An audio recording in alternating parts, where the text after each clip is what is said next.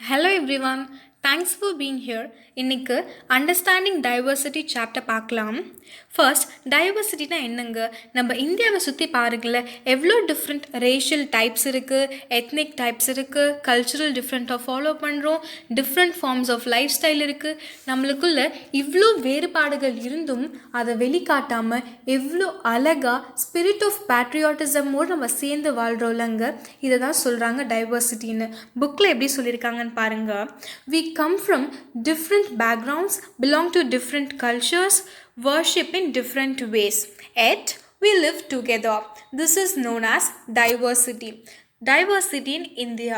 நம்ம இந்தியாவில் வெல்த் ரொம்பவே அதிகமாக இருந்துச்சுங்க.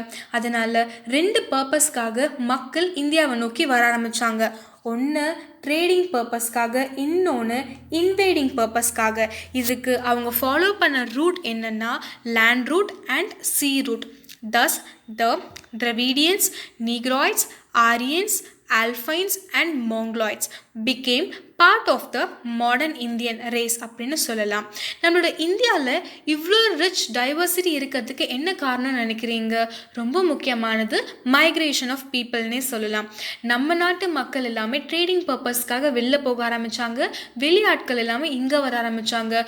மியூச்சுவலி கல்ச்சுரல் பிளெண்டிங் அப்படின்னு நடந்தது. கல்ச்சுரல் பிளெண்டிங்னா நம்மளோட கல்ச்சரை அவங்க கற்றுக்கிட்டு இம்ப்ளிமெண்ட் பண்ண ஆரம்பித்தது, நம்ம மற்றவங்க கல்ச்சரை கற்றுக்க ஆரம்பித்தது தான். இந்த லெசனில் டைவர்சிட்டியோட டைப்ஸ் ரொம்ப அழகாக கொடுத்துருக்காங்க. ஒன்று land forms and life style diversity, social diversity, religious diversity, linguistic diversity and cultural diversity. Land forms and life style டைவர்சிட்டியில் இம்பார்ட்டன்ட் பாயிண்ட் பார்த்தீங்கன்னா, India is known as subcontinent. என்னது? India is known as subcontinent. இந்த point பாருங்கள். Physical and climatic features determine the dash activities of a region சொன்னீங்கன்னா economic activity. ஆமாம், இப்போ நான் ஒரு மலை சைடில் இருந்தேன்னா என்னோட அக்ரிகல்ச்சர் பேட்டர்ன் வேரி ஆகும், ஜாப் ஆப்பர்ச்சுனிட்டிஸ் வேரி ஆகும். இதே நான் சிட்டி சைடில் இருந்தேன்னா அது ஜாப் ஆப்பர்ச்சுனிட்டி வேரி ஆகும். என்னோட எக்கனாமிக் ஆக்டிவிட்டீஸ் டிஃபர் ஆகும். கரெக்டுங்களா? அதுதான் சொல்கிறாங்க, physical and climatic features determine the economic activities of a region சொல்றாங்க. different types of landforms பாருங்க.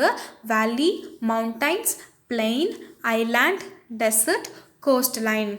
Diversity in landforms also impact எதெல்லாம் flora and fauna of a region. Plants and அனிமல்ஸை தான் flora and fauna அப்படின்னு சொல்லுவாங்க. இன்னொரு important point பாருங்கள், மாசின்ரம், ஜெய்சல்மர். இந்த ரெண்டு பிளேஸ் மறக்கவே மறக்காதீங்க. மாசின்ரம் எங்கே லொக்கேட் ஆகிருக்கு? மேகாலயாவில். அது எதுக்கு ஃபேமஸ்ன்னு பார்த்தீங்கன்னா land of highest rainfall. Jaisalmer எங்கே இருக்குது? ராஜஸ்தானில். அது எதுக்கு famous? Land of lowest rainfall. அடுத்து பார்த்தீங்கன்னா சோஷியல் டைவர்சிட்டி. சோஷியல் டைவர்சிட்டி ரெண்டாக பிரியும். ஒன்று இன்டர்டிபெண்டன்ஸ் அண்ட் கோஎக்ஸிஸ்டன்ஸ், இன்னொன்று ஃபேமிலிஸ் ரிலேட்டட். ஓகே, இன்டர்டிபெண்டன்ஸ்னால் ஒருத்தர் சார்ந்து இருக்கிறது. இப்போ பாருங்கள், ஒரு கம்யூனிட்டி இருக்குன்னா அந்த கம்யூனிட்டியில் யாரெல்லாம் இருப்பாங்க? காமன் இன்ட்ரெஸ்ட் உள்ள பீப்புள் இருப்பாங்க. அட் த சேம் டைம் இல்லைன்னா ஹெரிட்டேஜாக அங்கே மக்கள் வாழ்ந்துட்டு வரவங்களும் இருப்பாங்க. இது கம்யூனிட்டி சொல்லலாம். கம்யூனிட்டியில் இருக்கவங்க ஒருத்தர் டிபெண்ட் பண்ணி தானே அங்கே இருப்பாங்க. ஃபார் எக்ஸாம்பிள் ஒரு இண்டஸ்ட்ரி எடுத்துக்கோங்களேன், லேபர்ஸ் யாரை டிபெண்ட் பண்ணியிருப்பாங்க? அவங்க ஓனர்ஸை தான் டிபெண்ட் பண்ணியிருப்பாங்க. சேல்ரி ஆன் டைம் கொடுத்துட்டாங்க அப்படின்னு சொல்லி நம்ம ஃபேமிலி பார்க்கறதுக்கு ஈஸியாக இருக்குமே அப்படின்னு சொல்லிட்டு. அதே மாதிரி ஓனர்ஸ்லாம் யாரை டிபெண்ட் பண்ணியிருப்பாங்க? லேபர்ஸ் தான். ஆன் டைமுக்கு ப்ராடக்ட் எல்லாமே நம்ம டெலிவர் பண்ணணும். ஸோ இவங்க ஒர்க் கரெக்டாக பண்ணணும். ஸோ இது என்ன கிளியராக தெரிய வருது? நம்ம எல்லாமே இன்டர்டிபெண்ட் ஆகி தான் இருக்கும் அப்படின்றது ரொம்ப அழகாக தெரிய வருது. அடுத்து பார்த்தீங்கன்னா family and society. Families constitute the fundamental unit of a society. நம்மளுக்கு ஃபேமிலி ரெண்டு டைப் இருக்குன்னு நம்மளுக்கு பொதுவாக தெரியும். ஒன்று ஜாயிண்ட் ஃபேமிலி, இன்னொன்று நியூக்ளியர் ஃபேமிலி. இந்த பாயிண்ட் பாருங்கள். we are diverse in our cultural practices, we are united and interdependent socially சொல்கிறாங்க. Religious diversity. இந்தியா செக்யூலரா நான் செக்யூலரா அப்படின்னு கேட்டாங்கன்னா ஃபர்ஸ்ட் உங்களுக்கு ஸ்ட்ரைக் ஆக வேண்டியது இந்தியா செக்யூலர். செக்யூலர்னா என்னங்க? நம்மளுக்கு தனியாக எந்த ரிலீஜனும் கிடையவே கிடையாது.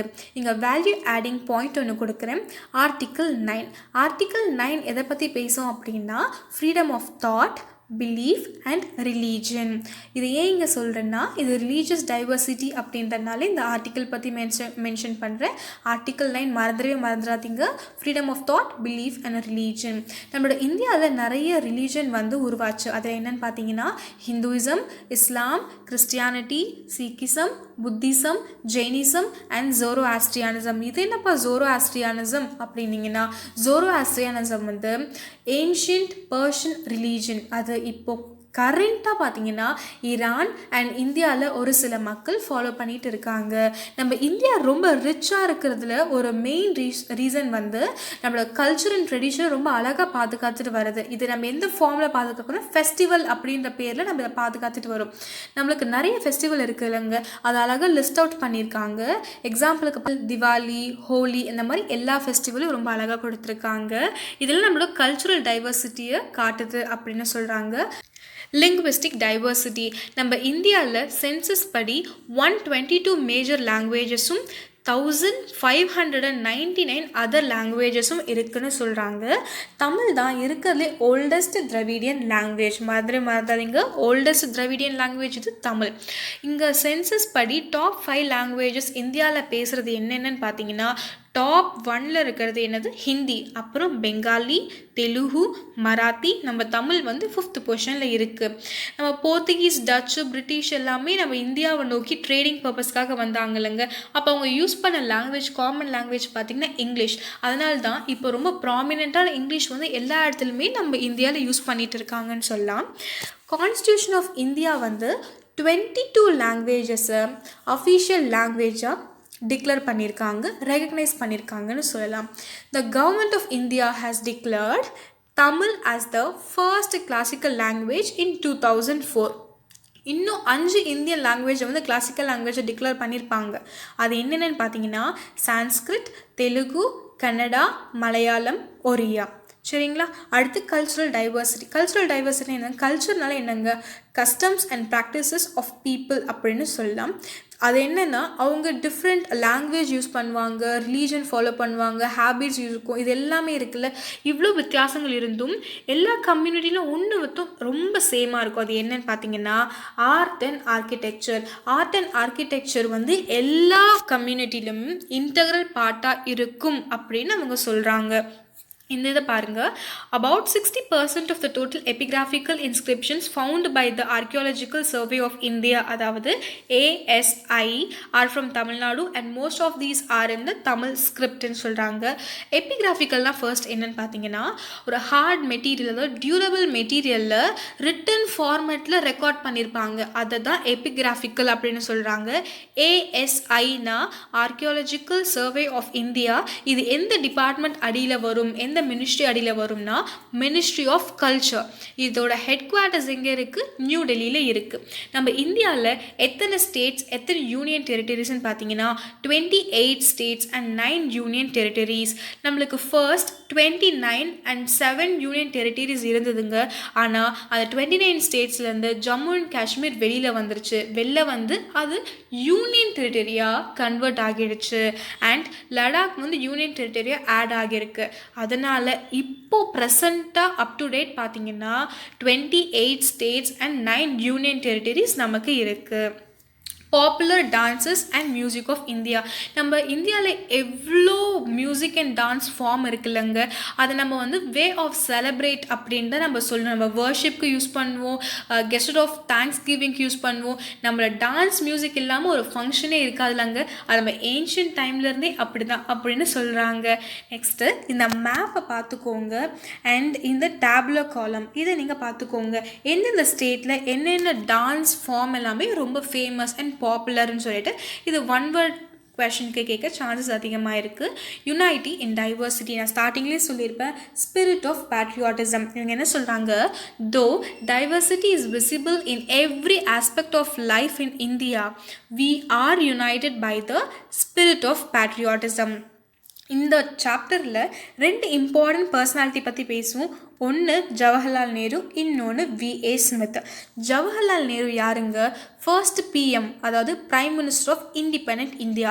அவர் டிஸ்கவரி ஆஃப் இந்தியா அப்படின்ற புக்கில் ஒரு ஃப்ரேஸை காயின் பண்ணியிருப்பாங்க. அது ரொம்ப இம்பார்ட்டன்ட் அண்ட் ஃபேமஸ் ஃப்ரேஸ் என்னென்னா யுனைட்டி இன் டைவர்சிட்டின்னு சொல்லியிருப்பாங்க. இங்கே என்ன சொல்கிறாங்க பாருங்கள், India is known for unity in diversity. This phrase was coined by Jawaharlal Nehru, the first prime minister of independent India, in his book discovery of India. V A Smith வந்து நம்ம இந்தியாவை பார்த்து என்ன சொல்லுவாங்கன்னா எத்னாலஜிக்கல் மியூசியம் அப்படின்னு சொல்லுவாங்க. ஏன் இது எப்படி சொல்கிறாங்க? ஏன்னா நம்ம இந்தியாவில் வெரைட்டி ஆஃப் ரேஷியல் டைப்ஸ் இருக்குது அப்படின்றனால இந்தியாவை எத்னாலஜிக்கல் மியூசியம் அப்படின்னு சொல்லுவாங்க. That's pretty much. நம்மளோட நெக்ஸ்ட் வீடியோவில் இந்த சாப்டரோட கொஷின் அண்ட் ஆன்சர் எல்லாமே நம்ம போஸ்ட் பண்ணுவோம். அது ஆன்சர் ப்ளஸ் எக்ஸ்ப்ளனேஷனோட போஸ்ட் பண்ணலாம் அப்படின்னு நாங்கள் பிளான் பண்ணியிருக்கோம். நீங்கள் இப்போ உங்களுக்கு ஒரு கான்செப்ட் கிளாரிட்டி கிடச்சிருக்கும் நான் நம்புகிறேன். அடுத்த வீடியோவில் புக் பேக் கொஷின் நீங்கள் ஆன்சர் பண்ணி ட்ரை பண்ணுங்கள். அது ஆன்சர் தெரியலனா எக்ஸ்ப்ளனேஷனும் அட்டாச் பண்ணியிருக்கனால நீங்கள் அதையும் பாருங்கள். எக்ஸாமில் நம்ம மனப்பாடம் பண்ணிட்டு போனோம்னா கண்டிப்பாக கிளியர் பண்ணுறது ரொம்ப ரொம்ப கஷ்டமாக இருக்கும். இதை புரிஞ்சு படித்தோம்னா எந்த டைம்லையுமே நம்மளுக்கு அது கரெக்டான ஆன்சர் நம்ம கண்ணு முன்னாடி வந்து நிற்கும்ன்றதை நாங்கள் நம்புகிறோம். அதனால் அதை செக் பண்ணுங்கள். Please do like and share. Subscribe to our channel. Thank you so much.